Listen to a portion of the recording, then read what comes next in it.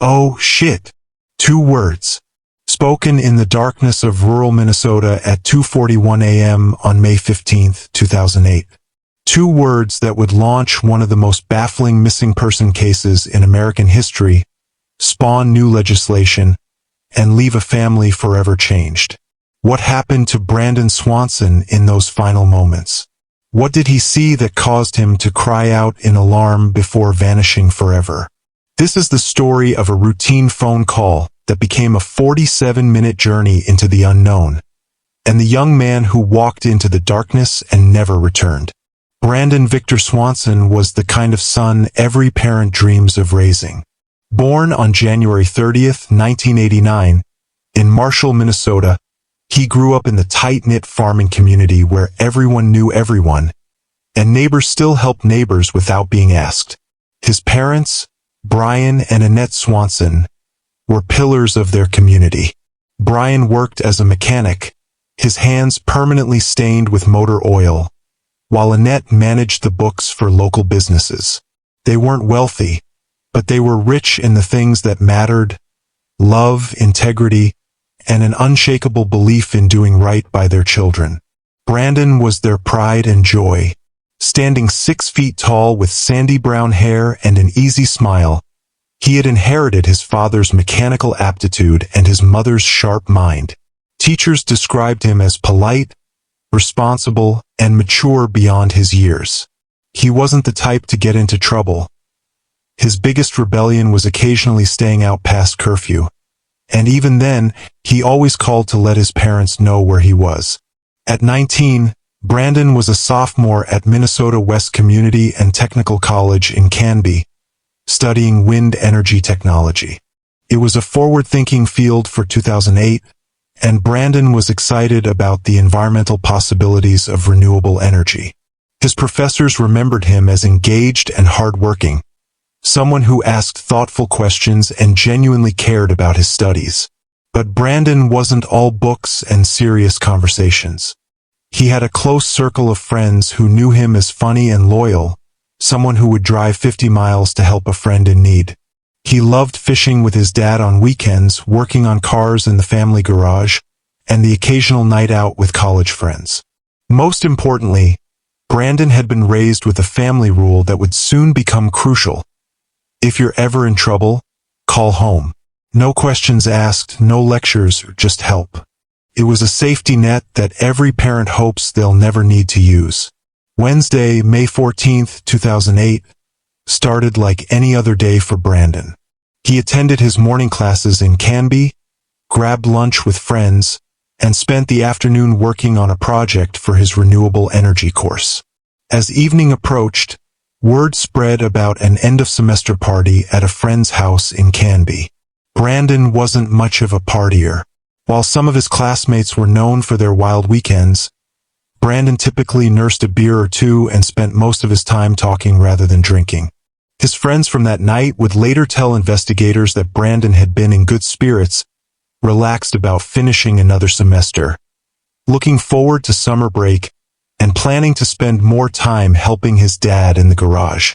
The party was typical college fare: loud music, cheap beer, and the kind of conversations that seemed profound at 19 but embarrassing at 29. Brandon hung out with his usual group, played some pool, and caught up with classmates he hadn't seen since finals started. Around 11:30 p.m., Brandon made the decision to head home. He had promised his parents he'd be back by midnight, and true to form, he wanted to keep his word. Several friends offered to let him crash at their places, but Brandon declined. He had his own car, he wasn't drunk, and Marshall was only about 30 miles away. It should have been an easy drive. He said his goodbyes, grabbed his keys, and walked out into the crisp May night. The temperature was hovering around 40 degrees, cool but not uncomfortable. There was no moon, making the rural darkness almost absolute once you left the glow of town lights. Brandon climbed into his 1998 green Chevrolet Lumina, a reliable if unremarkable sedan that had served him well through his first 2 years of college. He pulled out of the driveway, waved to friends still visible in the party house windows, and headed west toward home. It was 11:47 p.m. when he left Canby. In just over 2 hours, he would be gone forever. The route from Canby to Marshall should have been straightforward. Take Highway 68 west for about 20 miles, then connect to Highway 23 north for the final stretch home. It was a drive Brandon had made dozens of times, usually in daylight or early evening. But this night was different. The darkness was absolute. Rural Minnesota in May is a sea of black, broken only by the occasional farmhouse light or the distant glow of a town. Without streetlights or traffic, it's easy to become disoriented, especially on the network of gravel roads that crisscross the agricultural landscape. Somewhere between Canby and Marshall, Brandon made a fateful decision. Whether he was trying to take a shortcut, avoid construction, or simply made a wrong turn in the darkness, he left the main highway and began navigating the maze of gravel county roads that connect farms and fields. These roads are challenging even in daylight. They're often unmarked, poorly maintained, and confusing to navigate. In the absolute darkness of a moonless night, they become a puzzle that even locals sometimes struggle to solve. At some point during this detour, Brandon's luck ran out. His Chevy Lumina hit a soft shoulder or loose gravel, and the car slid into a roadside ditch. It wasn't a dramatic crash. There was no damage to the vehicle, no injuries, just the frustrating reality of being stuck in loose dirt with no way to get out. Brandon tried rocking the car back and forth, gunning the engine, even getting out to push. Nothing worked.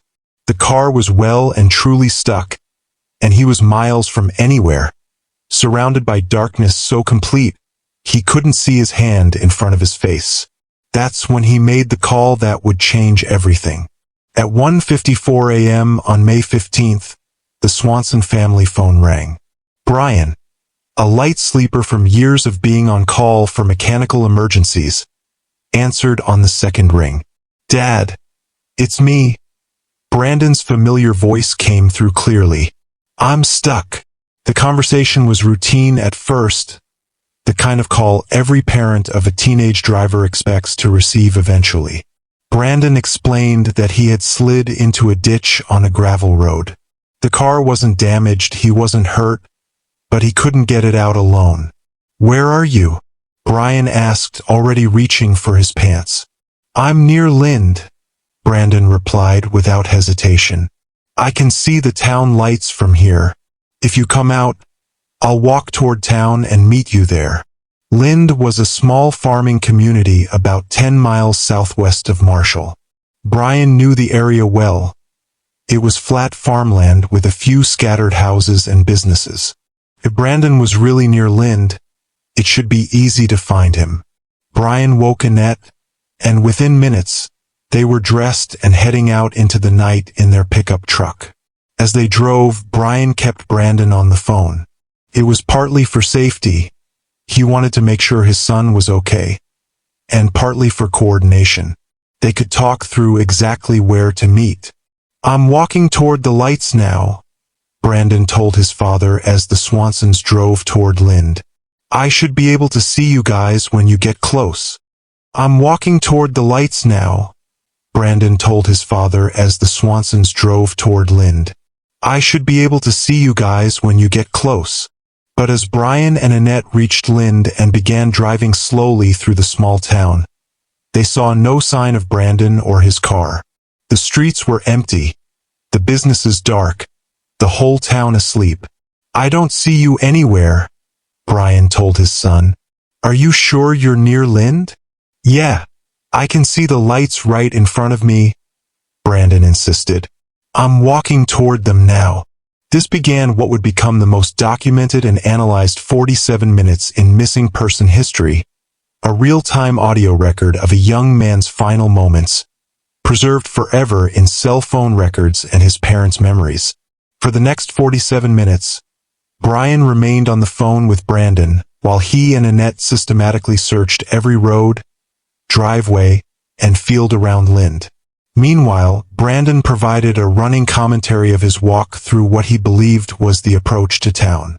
The conversation was remarkably calm and ordinary, given what was about to happen.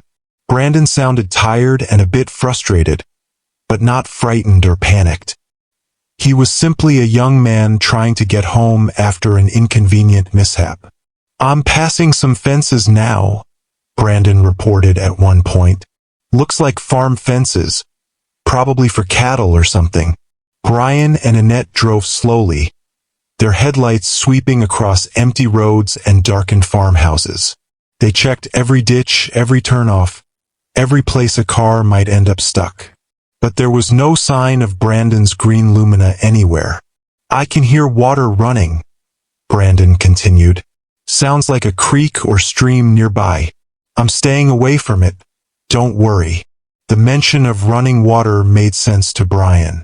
The area around Lind was crossed by several small streams and drainage ditches, especially during spring when snowmelt and rain kept water levels high. "I'm still heading toward those lights," Brandon said. "They look like they're getting closer, but it's hard to tell in the dark." As the minutes ticked by, both Brandon and his parents grew increasingly puzzled. Lind wasn't a large town, maybe 300 people spread across a few square miles. How could they not find each other? "Let's try flashing our headlights," Brian suggested. "Can you see us?" "No, I don't see any headlights," Brandon replied. "But I can definitely see town lights ahead of me. I'll just keep walking toward them." Brian and Annette positioned their truck on a hill outside Lind and flashed their headlights repeatedly, hoping Brandon would spot them. They honked the horn. They even tried shining a powerful flashlight into the sky. Nothing. "This is really weird," Annette whispered to her husband. "Where could he be?"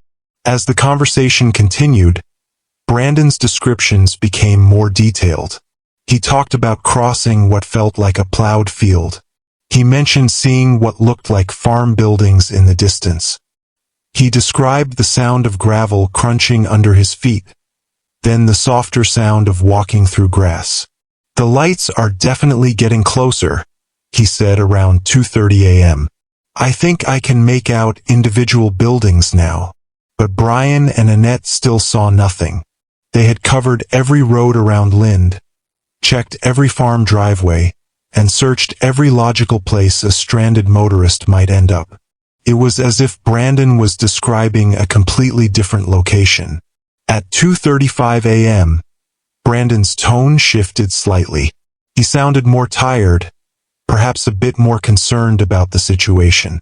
"This is taking longer than I thought," he admitted. "But I can definitely see lights ahead. I'm going to keep walking toward them." "Just be careful," Brian cautioned. "Watch out for holes or ditches or anything like that." "I will, Dad. Don't worry." Those would be among the last normal words Brandon Swanson ever spoke. At exactly 2:41 a.m., after 47 minutes of conversation, something changed. Brandon was still walking through the darkness, still describing his progress toward the lights he could see in the distance. His voice was calm, maybe a little winded from the long walk, but not alarmed. Then, without warning, his tone shifted completely. "Oh, shit!" The words were sharp, sudden, filled with surprise and unmistakable alarm. It wasn't the casual profanity of frustration. It was the involuntary exclamation of someone who had suddenly seen or realized something shocking. And then the line went dead. Not the gradual fade of a dying battery, not the static of poor reception, just an abrupt, complete silence. Brian immediately hit redial. The phone rang, but Brandon didn't answer. He tried again. Still nothing. Again and again, Brian called his son's number, each unanswered ring adding to his growing panic. "Brandon? Brandon, pick up the phone." But there was only the electronic ringing, followed by voicemail. Brandon's voice, recorded weeks earlier, cheerfully asking callers to leave a message. The contrast between that normal, happy voice and the current situation was heartbreaking. Annette tried calling from her phone. Same result. They drove frantically around Lind, honking the horn, calling Brandon's name out the windows. Nothing. By 3 a.m., Brian and Annette knew with horrible certainty that something was terribly wrong. The Lincoln County Sheriff's Office received the Swansons' call at 3:47 a.m. The dispatcher, probably accustomed to calls from worried parents about teenagers who hadn't come home, initially treated it as a routine matter. "Has he been drinking tonight?" was one of the first questions. "Maybe a beer or two," Brian admitted. "But he wasn't drunk. We talked to him for 47 minutes. He was completely coherent. Sometimes kids just go to a friend's house and forget to call," the dispatcher suggested. "Or maybe he's sleeping it off somewhere. Why don't you wait until morning and see if he shows up?" But the Swansons knew their son. This wasn't like Brandon at all. He was responsible, reliable, and had never just disappeared without explanation. Something had happened to him. As dawn broke on May 15th, search efforts began in earnest. Local law enforcement was joined by volunteers from the community, farmers, neighbors, friends from college. They spread out across the area around Lind, checking every ditch, every abandoned building, every place a person might seek shelter or become injured. Search dogs were brought in and began working the area, sniffing for any trace of Brandon's scent. Volunteers walked through fields and forests, calling his name. Local pilots offered their small planes to search from the air. But as the hours passed, a disturbing picture emerged. There was no sign of Brandon Swanson anywhere near Lind. On the afternoon of May 15th, nearly 12 hours after Brandon's disappearance, came the discovery that changed everything. A farmer near the town of Taunton, Minnesota, reported seeing an abandoned car in a ditch along a gravel road. Taunton was approximately 25 miles northeast of Lind, in the completely opposite direction from where everyone had been searching. When deputies arrived at the scene, they found Brandon's green Chevrolet Lumina stuck in a ditch exactly as he had described to his father. The car was undamaged, the keys were still in the ignition, and Brandon's cell phone charger was plugged into the dashboard. But Brandon himself was nowhere to be found. The implications hit the family like a physical blow. For 47 minutes, while Brian and Annette searched around Lind, Brandon had been walking in the opposite direction, deeper into some of the most remote and sparsely populated farmland in southwestern Minnesota. Maps of the area revealed the scope of the problem. The region around Taunton was a vast expanse of agricultural land, crisscrossed by gravel roads, dotted with abandoned farm buildings, and cut through by the Yellow Medicine River and its tributaries. It was an area where someone could walk for hours without encountering another human being. Even more troubling was the realization of how Brandon could have become so disoriented. In the absolute darkness of a moonless night, with no familiar landmarks visible, it would have been easy to mistake distant farmhouse lights or even lights from a town in a completely different direction for the lights of Lind. With Brandon's car located, investigators could begin reconstructing his final movements. Cell phone records provided crucial data about his phone's location during and after the 47-minute call with his father. The tower data showed that Brandon's phone had remained active for hours after the call ended, continuing to ping various cell towers in the area. This indicated that the phone, and presumably Brandon, had continued to move through the countryside for some time after his last words. More sophisticated analysis of the cell data suggested that Brandon had indeed been walking northeast from his car, generally in the direction of what he believed were the lights of Lind. The phone's movement patterns indicated he had been walking at a steady pace along roads and through fields. Search dogs were brought to Brandon's car and immediately picked up his scent trail.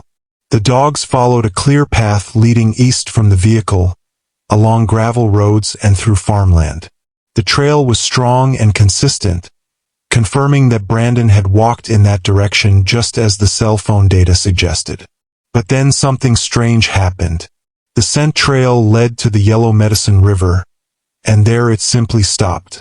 The dogs could not pick up the trail on the other side of the river, nor could they find any indication that Brandon had walked along the riverbank in either direction. The discovery of Brandon's actual location triggered a massive search operation. Hundreds of volunteers joined professional search teams in scouring the vast agricultural landscape around Taunton.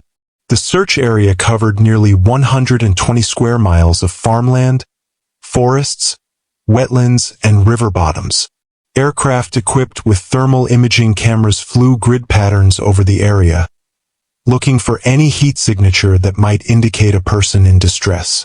Ground teams used GPS units to ensure they covered every acre systematically. Divers searched the Yellow Medicine River and every pond, creek, and water-filled ditch in the area. The search was complicated by the nature of the terrain. This part of Minnesota is agricultural land that has been farmed for over a century. The landscape is dotted with abandoned wells, old farm buildings, drainage tiles, and other hazards that could pose dangers to someone walking in the dark. Spring weather added another layer of complexity.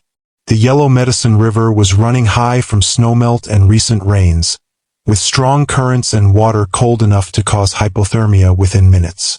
Wetlands and low-lying areas were flooded, creating temporary lakes and streams that wouldn't show up on any map. Despite the massive effort, search teams found no trace of Brandon. No clothing, no personal effects, no footprints, nothing to indicate where he might have gone after reaching the river. One of the most frustrating aspects of Brandon's disappearance was how tantalizingly close modern technology came to solving the case, yet ultimately failed. His cell phone remained active for hours after his last conversation, theoretically providing a breadcrumb trail of his movements. Cell phone tower data from 2008 was far less precise than today's GPS-enabled smartphones, but it still provided valuable information.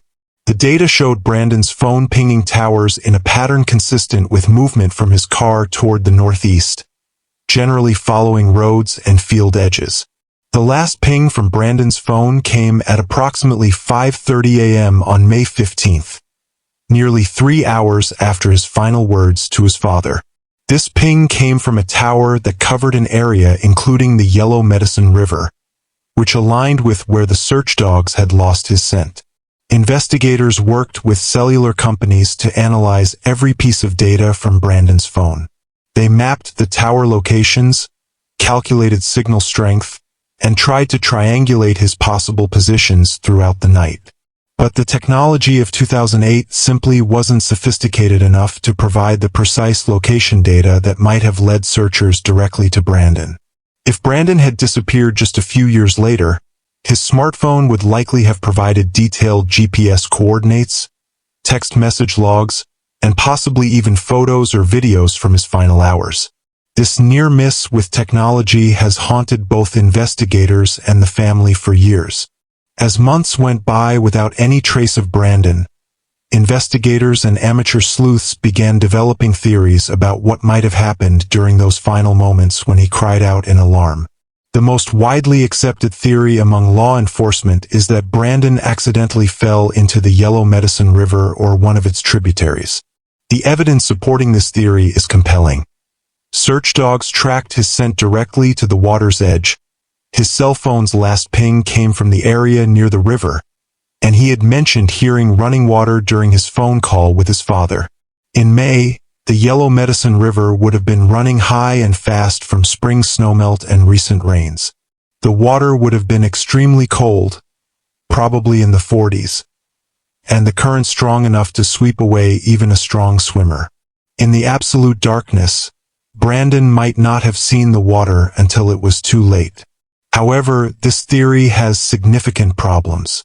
Despite extensive searches of the river with boats, divers, and sonar equipment, no trace of Brandon has ever been found. Bodies that enter rivers, even in fast-moving water, typically surface within days or weeks, or at least leave some evidence behind. After 15 years, something should have been discovered. Rural Minnesota is dotted with hazards that could be deadly to someone walking in complete darkness. Abandoned wells, old grain silos, drainage pipes, and other farm infrastructure could pose serious dangers.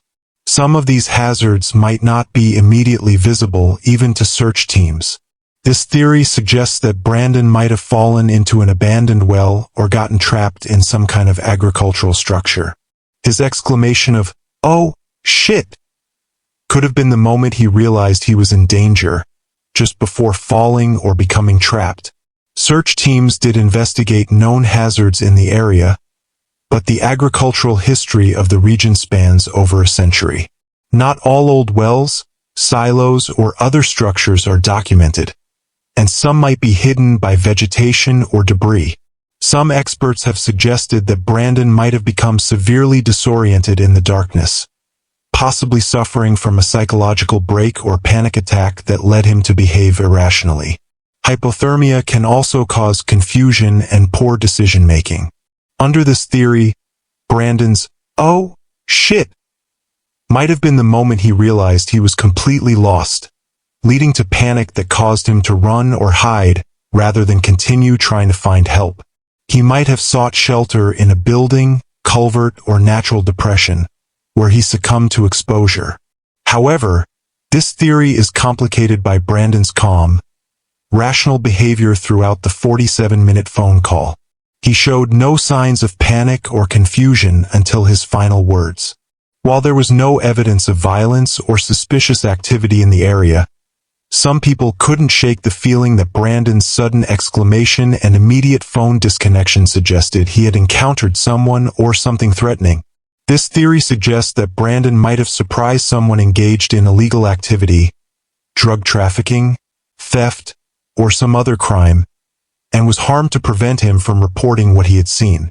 Rural areas are sometimes used for illegal activities precisely because they're isolated and rarely patrolled. However, this theory faces significant challenges.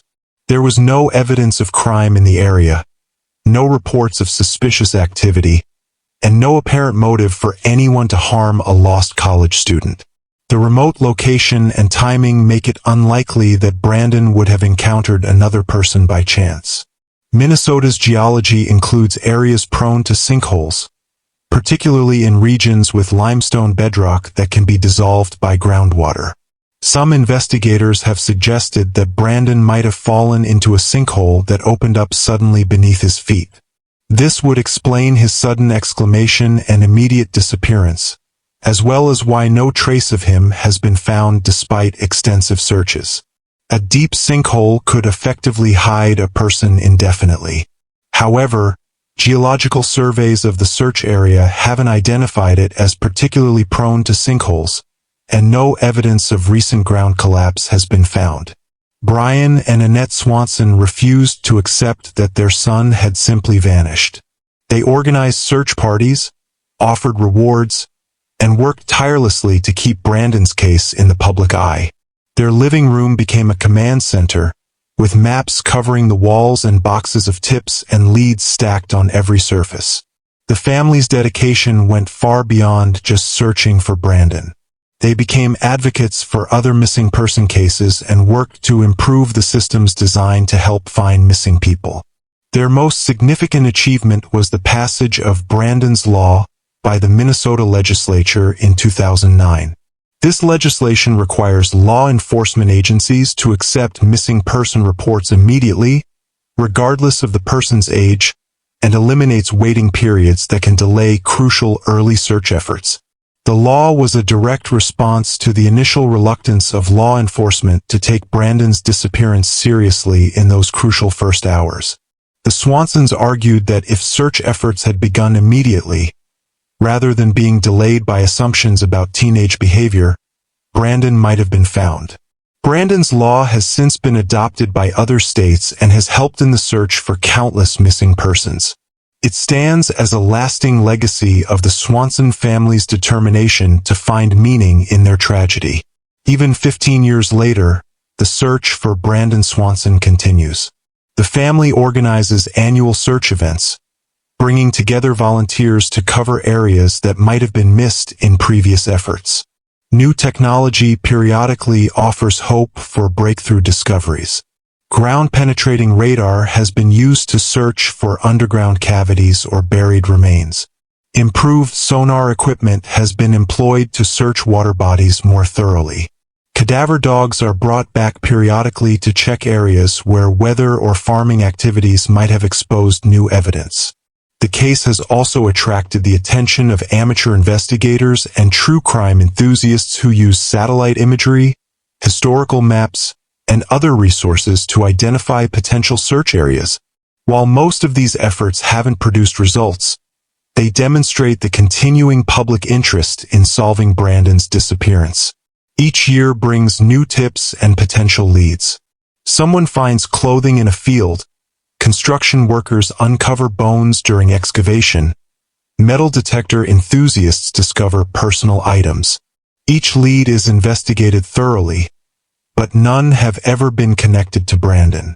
Brandon's disappearance has had profound effects beyond his immediate family. The case has become one of the most discussed missing person cases in Minnesota history, spawning countless articles, podcasts, and online discussions. The town of Marshall created a memorial scholarship in Brandon's name, helping other young people pursue education in renewable energy fields. His former college established an annual award for students who demonstrate the same combination of academic achievement and personal character that Brandon embodied. Search and rescue organizations have used Brandon's case as a training example, helping improve techniques for searching large rural areas and coordinating multi-agency efforts. The case has also highlighted the unique challenges of rural disappearances, where vast distances and sparse populations can make finding missing persons extremely difficult. The widespread media coverage of Brandon's case has also helped other families whose loved ones have disappeared. The attention brought to missing person cases in general has led to improved databases, better coordination between agencies, and increased public awareness of the issue. The psychological toll of Brandon's disappearance on his family has been immense. Brian and Annette have spoken publicly about the unique torture of not knowing what happened to their son. Unlike families who lose loved ones to illness or accidents, they have no closure, no grave to visit, no certainty about what occurred.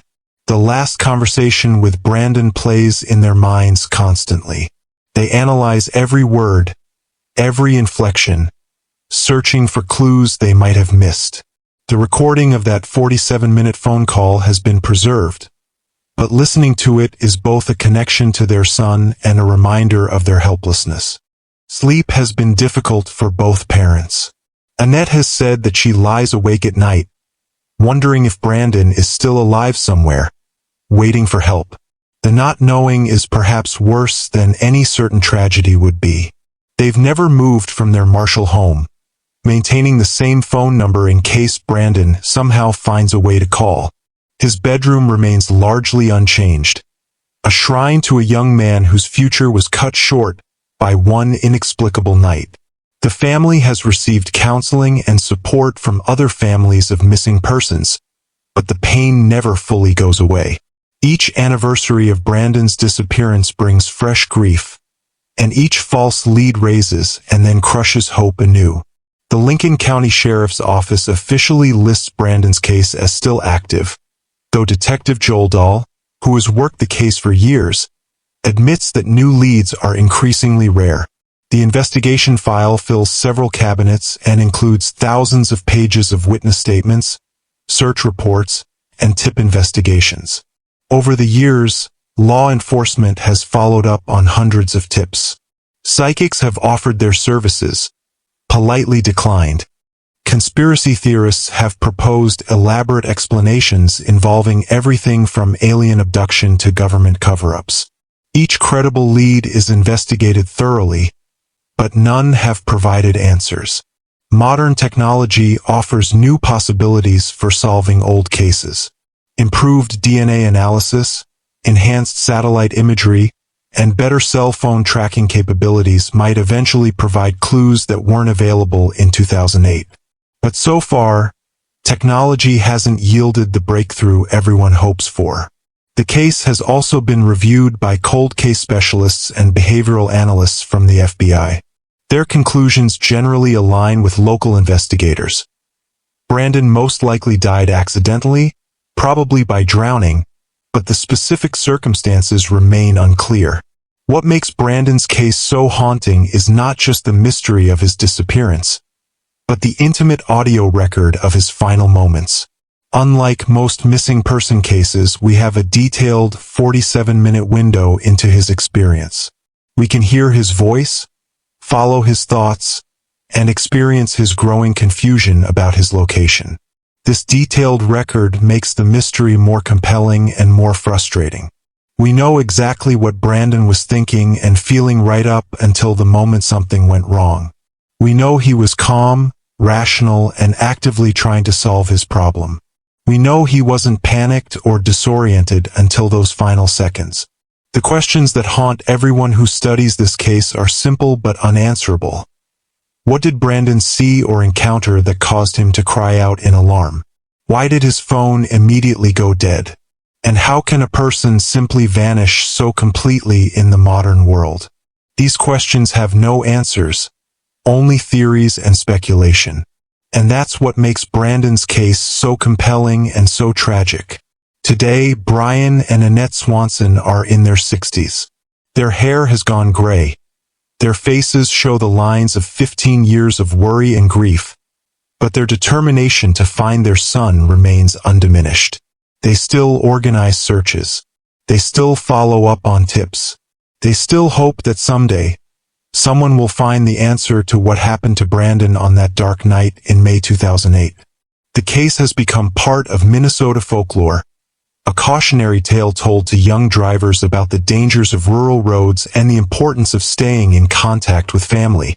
But for the Swansons, it's not folklore, it's their daily reality. Somewhere in the vast farmland of southwestern Minnesota, the answer to Brandon's disappearance still lies hidden. Maybe it's at the bottom of a river, obscured by 15 years of silt and debris.